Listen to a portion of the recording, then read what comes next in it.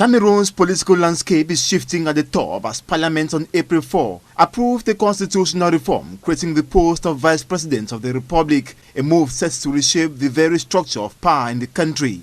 While authorities present it as a step towards stability and executive efficiency, critics argue it could concentrate power further in the hands of the president. The reform, inspired by President Paul Biya's 2025 inaugural address, is aimed at improving the efficiency of the state and adapting governance structures to current challenges. Under the new provisions, the Vice President will be appointed by the President of the Republic and will serve within the duration of the presidential mandate. The office holder will carry out duties delegated by the head of state. One of the most notable changes concerns presidential succession. In the event of a vacancy due to death, resignation, or permanent incapacity, the Vice President will now complete the remainder of the presidential term after taking the oath of office. If both the President and Vice President are unable to serve, fresh elections will be organized. In the interim, the President of the Senate will act as head of state.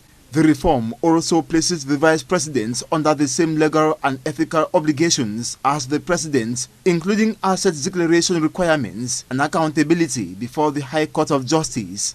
Government officials say the creation of the Vice Presidency will strengthen executive coordination, ensure continuity in leadership, and reduce the financial burden of organizing elections in case of vacancy. However, the reform is already generating debate within political circles, particularly over the appointment process of the Vice President rather than election by popular vote.